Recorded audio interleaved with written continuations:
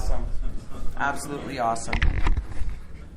I'd like to thank all of those who participated in the readings, as well as from the group who assisted in the readings. That is just absolutely awesome. So without further ado, I would like to call up Dawn to be our speaker on unity.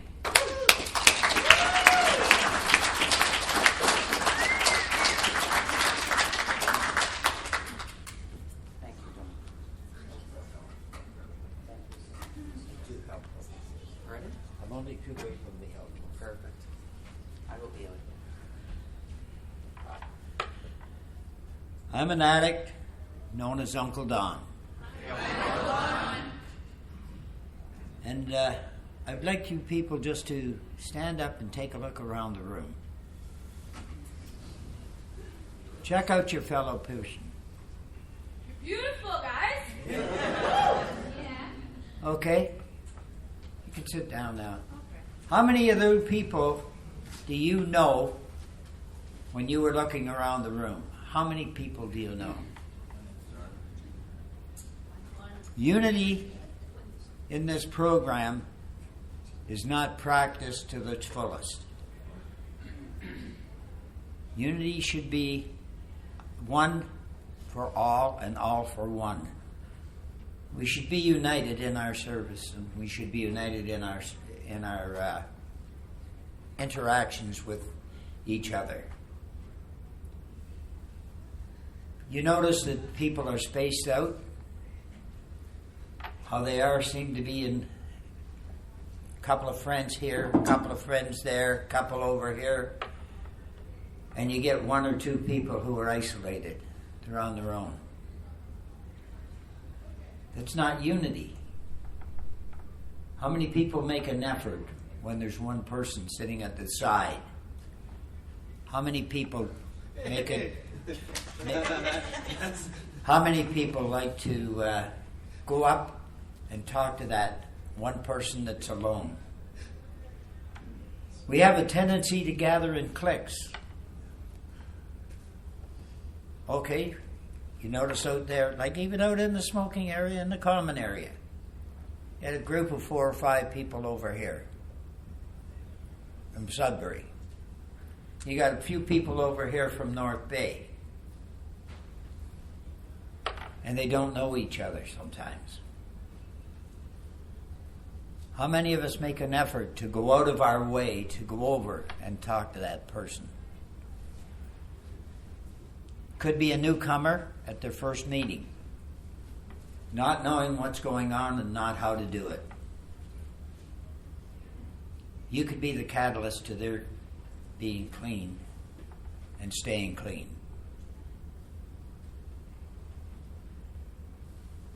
Now, let me tell you a little bit. When I come into this program, which was a few years ago, there was only one meeting down in the Toronto area at the time. And I got to the door, and there was 2 big dudes. And they grabbed me and gave me a hug. And I looked at my sponsor and I said, I didn't want to come to a gay meeting. And then a couple of women come over and gave me a hug. And I've been here ever since.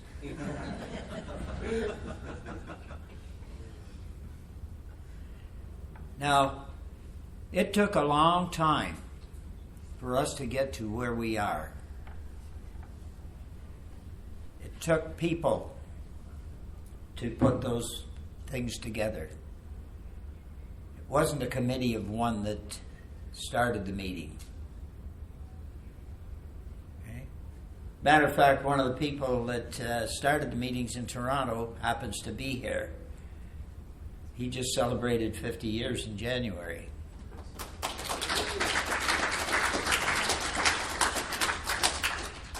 And he happens to be a sponsee of mine.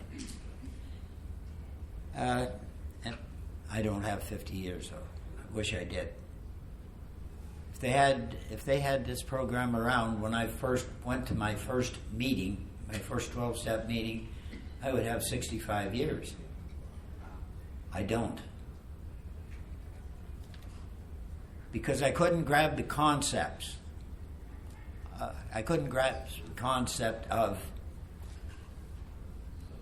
working with other people, being honest with other people, trying to help other people, doing whatever. Oh, I helped other people all right. And I want to thank the people that when I was out there practicing, I want to thank the people that left a little bit of money or some jewelry in the coffee table or something, and when they left home, so I could go in and get it. You know, I wasn't honest, and I couldn't get honest because I was shy. I was shy. I was scared.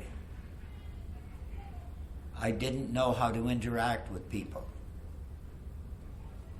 because of my history. Because of my history, people disassociated. People that there was people in the program. Of course, in the beginning, there was no NA. And people in the program of Alcoholics Anonymous tried to help me. But I couldn't grasp the concepts. I couldn't hang on. I couldn't get honest. I couldn't tell you anything. Like I said, I was scared and I was shy. I'm starting to get over that now. I'm a little bit outgoing. A little bit, yeah. Anyway, it wasn't until I went into that first meeting of Narcotics Anonymous that I felt at home. Because those people there, the greeters at the door, and the people in the meeting, when people said that I was just coming to my first meeting, they gravitated towards me. They come up.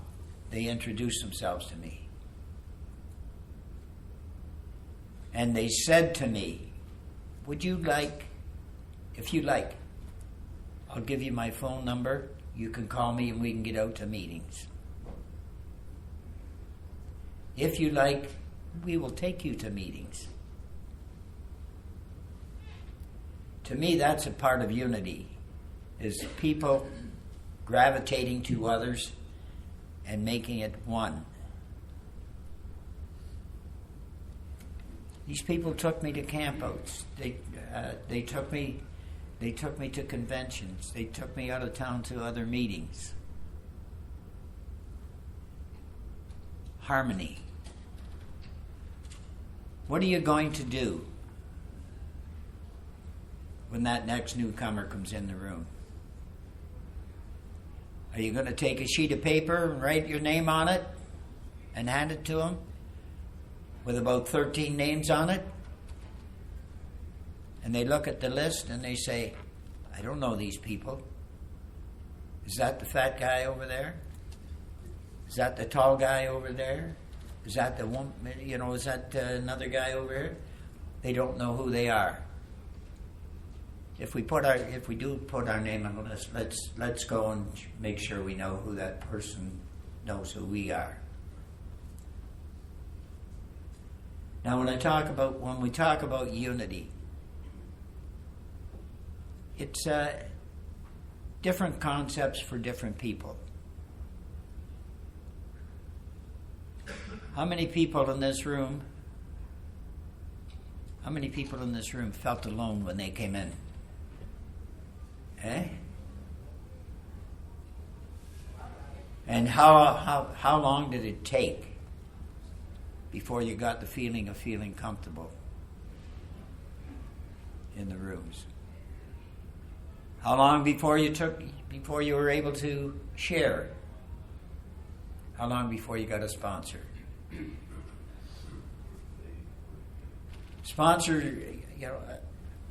Sponsorship is very easy. Somebody coming into the rooms looking for help, and you going up to talk to them. And they find out that you have something that they like, And after a while, you begin to share, and after a while, they become your sponsee. It's two people working together to get through this program. But it's one person encouraging another to go and share.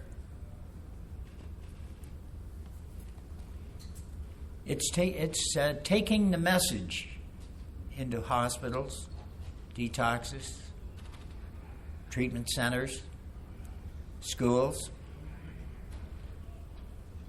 and anywhere that we can carry the message. Not our message, but the message.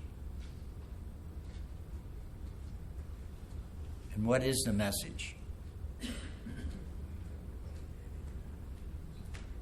You all have your own interpretation of what the message is, but the message is to carry the message. It's to help to share with others and to listen to others. Look at what we have here today. This grew from nothing. They have a lot of people who share, a lot of people who work here on this. You saw some of the committee yesterday at the main meeting. But besides that, there was people, the people that participated at the meetings, the people that did the readings, most of the readings, that worked on to help everybody to get this. Do you feel comfortable? If you don't feel comfortable talking to the people, make the effort. Go a little bit out of your comfort zone.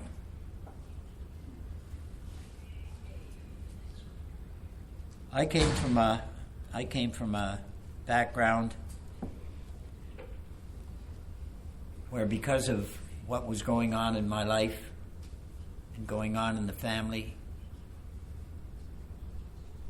who the hell do you know that gets thrown out of grade school?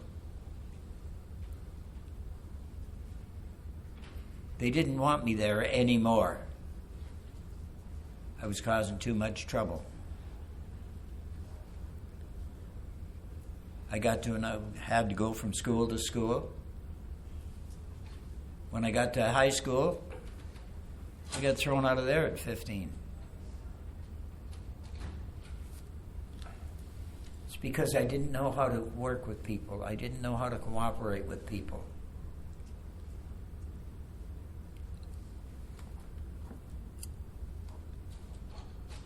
Where this really came into me was when I was taken to the hospital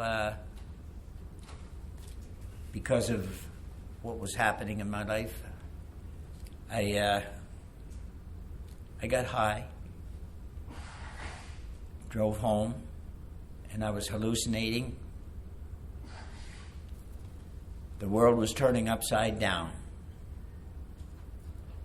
And when I got home, I fell out of the vehicle, crawled down the sidewalk to the base of a tree. Well, of course, when something like that happens, everybody in the neighborhood comes along. Fire department, police department, EMS, etc. They all worked together to get me to the hospital, where I flatlined for 8 minutes. And 43 years ago, they didn't have what they got today. But after 8 minutes, somehow I was revived to spend 27 days in a coma,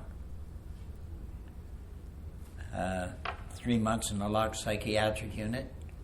But while I was in that locked psychiatric unit, people from the program, from the 12-step program, were coming up to visit others in the hospital. They recognized me. I didn't know my name. I didn't know really how to talk or what.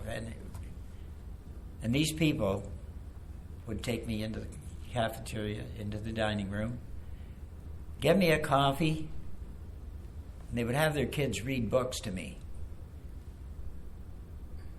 These are people that I had stolen from. You know, broken into their house, taken different things, stole their car, did damage. But yet these people reached out.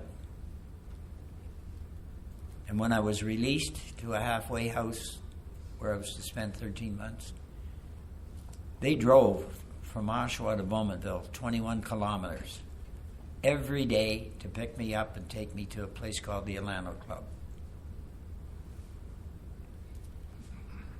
That's people working together. To me, that's unity. That's people being not selective.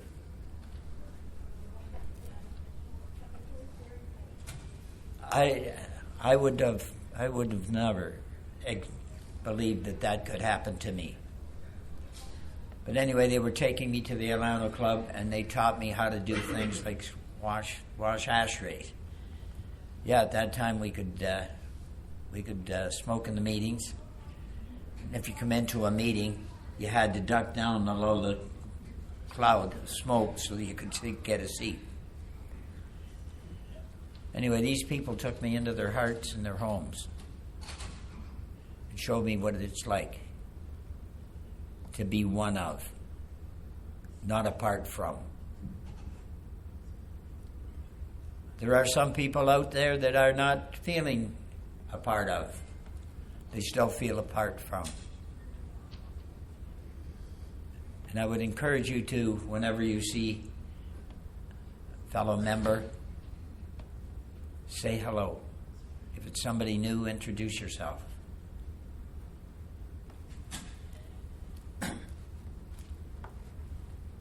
I've had the opportunity to get around different meetings, different conventions, different workshops. I had the opportunity to be part of the H&I World Servers Pool. I had the opportunity to help work on a couple of the pamphlets. The people there in the World Pool are from all over the world. It wasn't just the people in the United States that were putting things together to where it started. There was people from Germany, Finland, Australia, people from South Africa. We even had a couple of Orientals working on a couple of the pamphlets. That's what I call unity. People working through the phones, through the landlines. Some of these people today don't even know what the hell a landline is.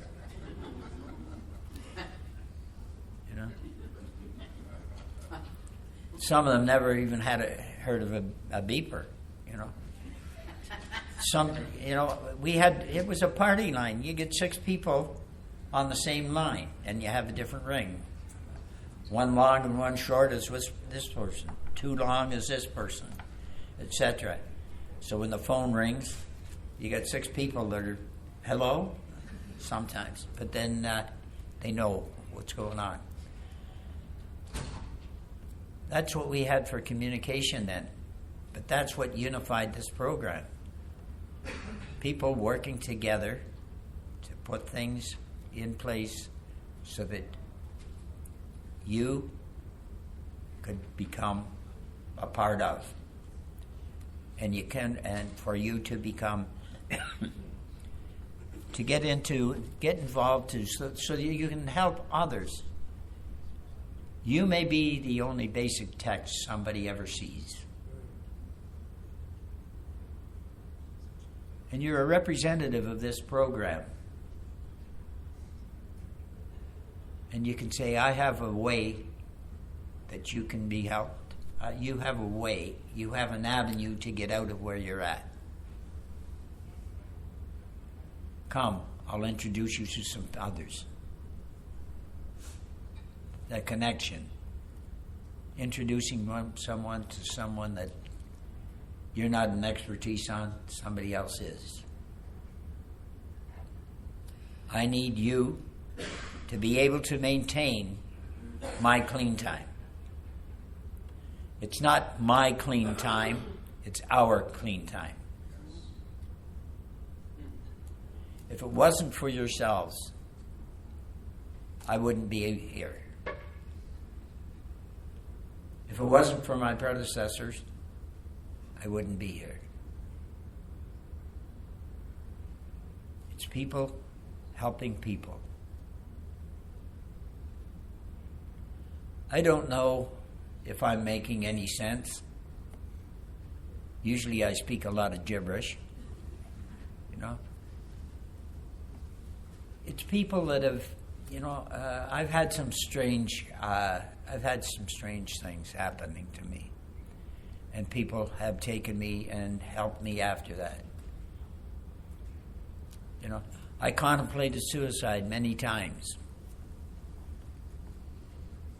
People were saying, it's not that bad. We can get through this. We can get through this. Not you, but we. Like I said, I've done a lot of stupid things in my life. And just to get a little bit off the topic, I'm going to just tell you, when I mentioned that I attempted suicide a couple times. There was one time I'm sitting in the hotel and I'm feeling sorry for myself because I had a fight with the wife. She told me to get out. I had nowhere to go. So I said, screw this. I'm going to kill myself. I'm going to go jump in front of the train. The train was right next door to the hotel. So I went and I sat on the bridge waiting for the train to come. And I believe I truly would have done it. But the crazy part of it is my higher power was looking after me. I sat on that bridge for quite a while before somebody come along and told me that there hadn't been a train on that track for over 4 years.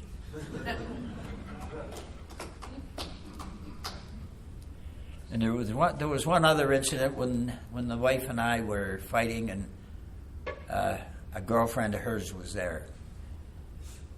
Her and I are arguing, and this other woman, she just picked up this cast iron frying pan and hit me over the head with it. And I went down. I got up, and I said, to hell with this. And I proceeded to take everything I could find in the house. I took over, when they pumped my stomach, they told me they took over 600 pills on me. And amongst them was my wife's birth control pills. Well, let me tell you something, fellas. I'm still not pregnant to this day.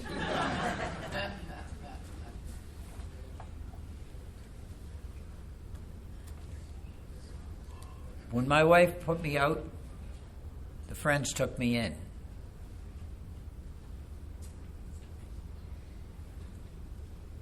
That's when I was still practicing. They helped me, they fed me, they helped to clothe me and different things. That's unity.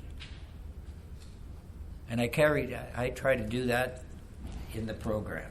I try to carry it over, I try to help others out. Like I said, how many of you really know your neighbor? Okay? How many people have you really shared with?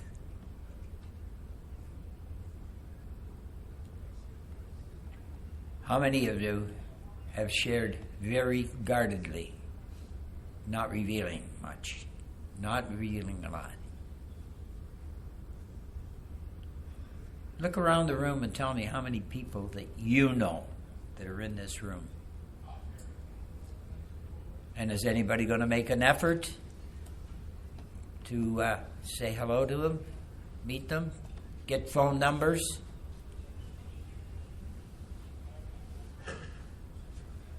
Stand up and give your neighbor a hug.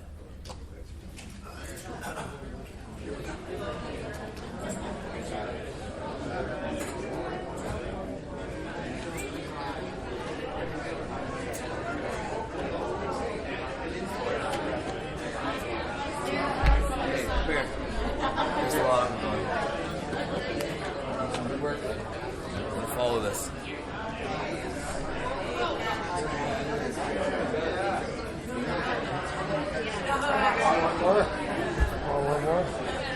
Thank you, man.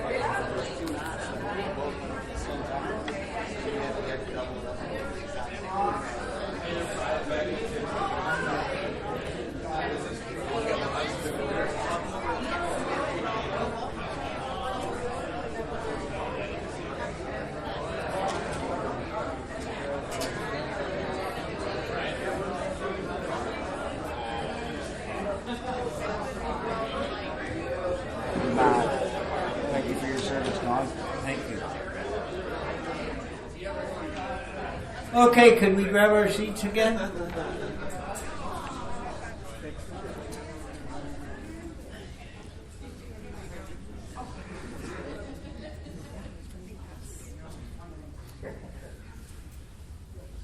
Okay, could we have a quick show of hands? How many people feel more comfortable?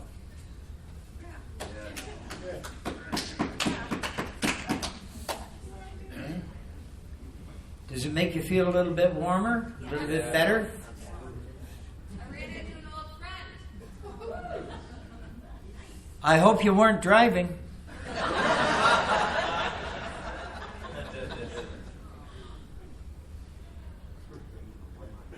Unity.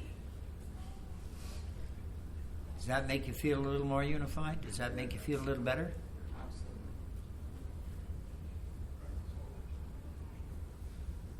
I don't know. I like to do that kind of thing.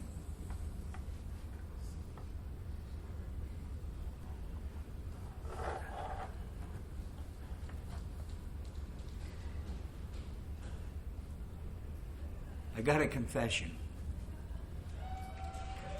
I'm going to out myself right now. I've been using.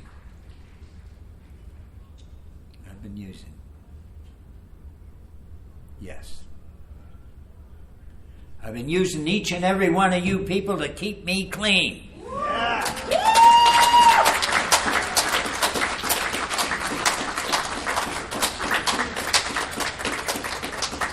Together we can. Alone I can't.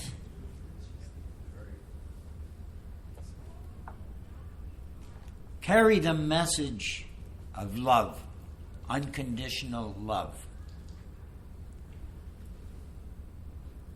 There are people in this program that I had a lot of trouble with. Or I should say they had a lot of trouble with me. There's people that have hurt me. There's people that have done damage to me.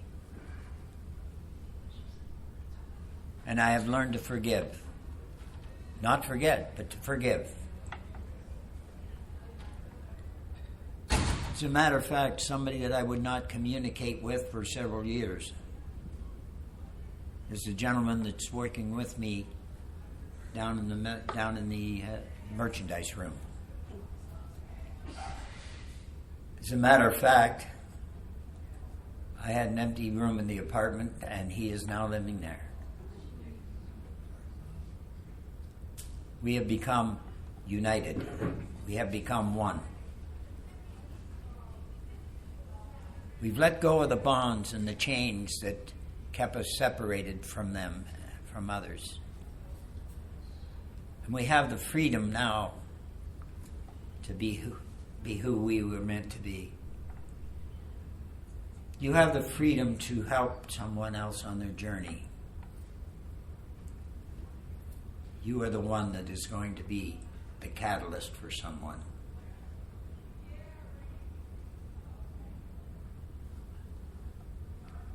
If people hadn't reached out to me, there's a few people that wouldn't be here. But then again, because of me, there's a few people that left the program. Because I couldn't be honest. I couldn't be a carefree person. I couldn't be one to carry the message. My message at the beginning was one of despair, one of hatred, one of dislike. But it's taken a long time for me to be able to alter the style of life that I was living.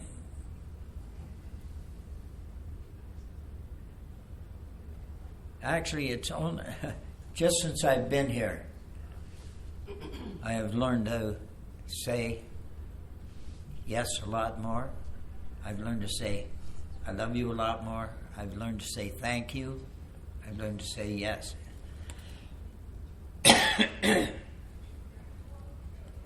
And I believe that when somebody says something nice to me, I don't say, yeah, but. Everything after but is bullshit. Somebody says something nice to me, now I say thank you and I take an attitude of gratitude. When somebody says something nice to me, I don't say but, because I'm detracting from what they're saying. I'm making them feel a little less. You feel good when you're complimenting somebody, and if they turn around and say, yeah, but, it takes away some of that joy and fulfillment that you have. I had to learn to accept that people were saying things to me because it was coming from their heart.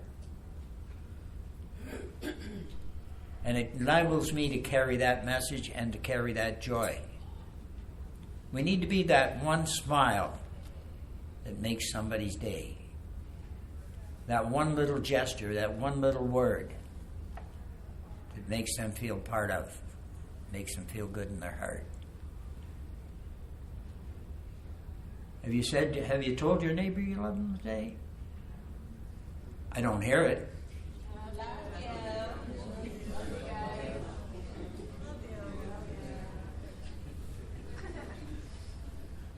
I still can't hear it. Love you.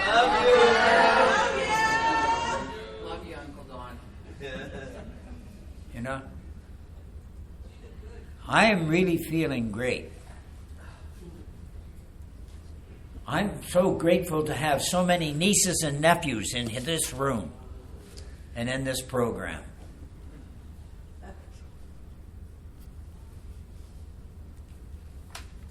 There are people who accept me for who I am. And you're damn right I'm an asshole.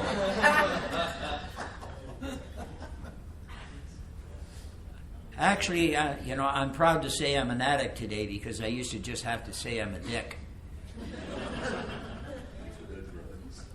I need you, you need me. I'm not going to be necessarily involved in your life. But in one respect I am, because I'm one of the people who are trying to carry the message. You never know who you're going to reach when you share. This person may not like what you hear, what they hear, and this one does. If you don't like what you hear, look at yourself and say, why don't I like that? What's bothering me? What did he say that's stopping me from being part of? You, my friend, they say the newcomer's the most important person in the room. Well, yes, they're very important. But what good is being important if they haven't got somebody to turn to? The newcomer needs somebody to talk to. They need somebody to be with. They need somebody to be a friend. They need to be accepted. And because you are here, somebody else is going to have the courage to carry the message to that newcomer. Once again, I want to emphasize, when a newcomer comes into the room, try to make your way to that newcomer. And don't give them a sheet of paper with 16 numbers on it and say, if you need help, call these people. Because if you're like me, I wouldn't do that. That piece of paper would wind up in the garbage. But if you come to me and say, I'm Uncle Don, I welcome you. If you like, we have some literature over here that you might be able to use. And that's another thing about the literature that we hand out to newcomers. Why are you giving certain pamphlets out? Whenever I see somebody giving a newcomer pamphlets, I'll go up and I'll say, why did you give them those pamphlets? What's in those pamphlets? 90% of the time they don't know themselves because they haven't read it. They give it to them because of the title that's on the pamphlet. Here, this will help you. This will solve your problem. You just met them. You don't know what the hell their problem is other than they need recovery. But there's underlying issues. That's what a sponsor's for.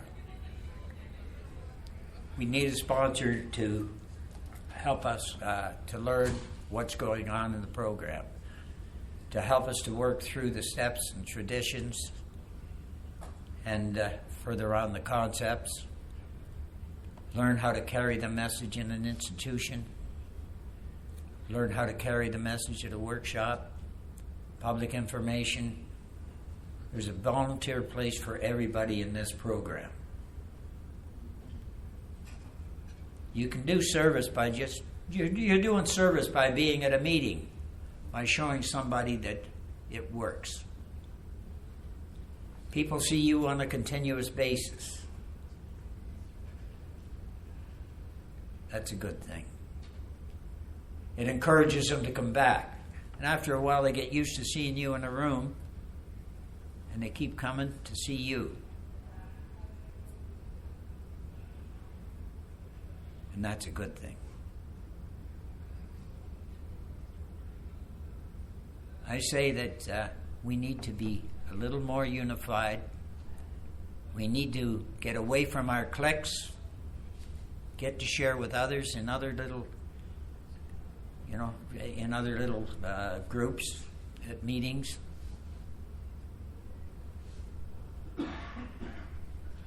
And if you get mad at a meeting, don't grab a basic text and go and start your own meeting. It's how a lot of meetings started, and that's how a lot of meetings fail. If you have trouble with somebody in there, talk to your sponsor. But first of all, and mainly, think about yourself. Self-care. You need to be able to maintain your clean time. Don't go out of your way if it's really hurting you. And it's okay to say no. If it makes you feel uncomfortable, don't do it. If you want to push your boundaries, do it slowly. Don't let somebody make you jump into doing something you don't want. At your home group, you need a secretary. Oh, Susan there is so good at it. If Susan didn't wanted to volunteer, she would have. Don't throw people into positions that they don't like. And that's part of unity, is helping others to do what they need to do and to maintain clean time. I'm going to encourage you all. I'm going to say to you all that this was an impromptu. I didn't know that I was. It had been mentioned to me that I was going to be asked to speak on unity, that I might be, if they needed a fill-in. And I thought no more about it. That was about 3 months ago.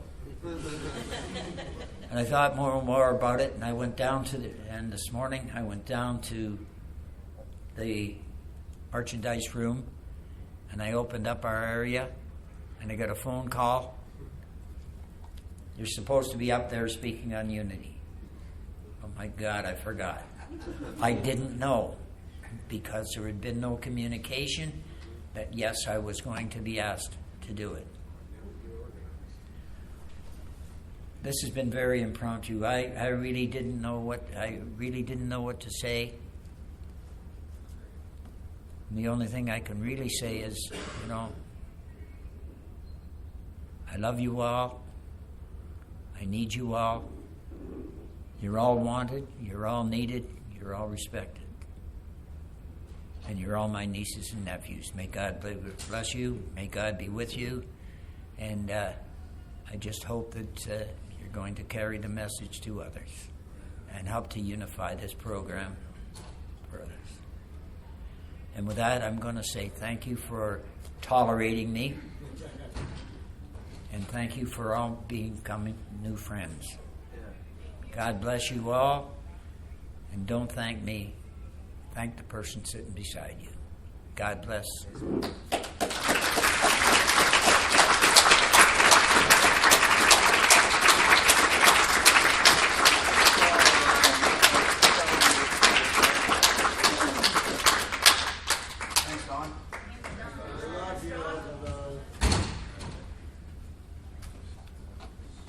Wow, I really needed to hear a lot of that. Thank you so much, Don, Uncle Don. Okay. On behalf of Orkna 36, I would like to thank Don for sharing his experience, his strength, his hope, his wisdom. The biggest thing I got was that it's we. We. We. All together now. We. Perfect. Please join us in a circle to close this meeting with a moment of silence, followed by the we version of the Serenity Prayer. Thank you.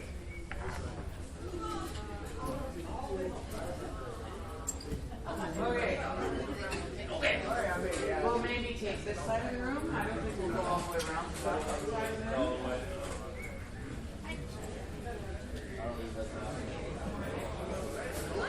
Maybe around one back? Yeah. Come on over. Come on.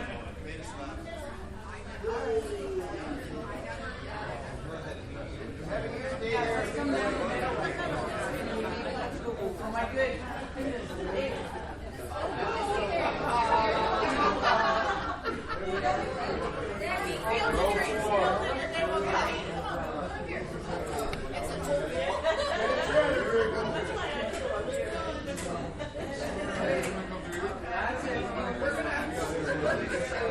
I'm tall. I got long legs.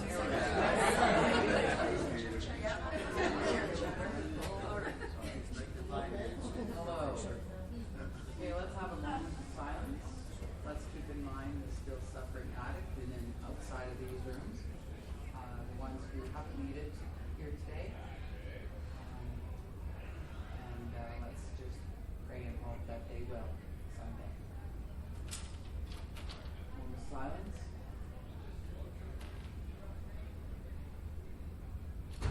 God. Grant us the serenity to accept the things we cannot change, the courage to change the things we can, and the wisdom to know the difference. Keep coming back. It works if you work. It's no work if you're worth it.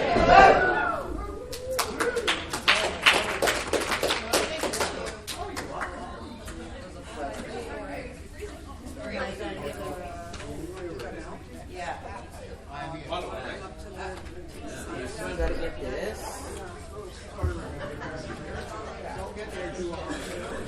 And my little paddy wag. Yep. Okay. I can turn this off now? I guess not. Yeah, there's one more. There's one more. And then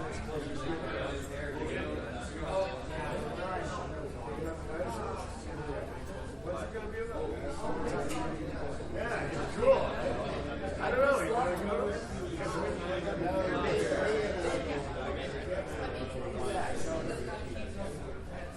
Oh, you're speaking? I thought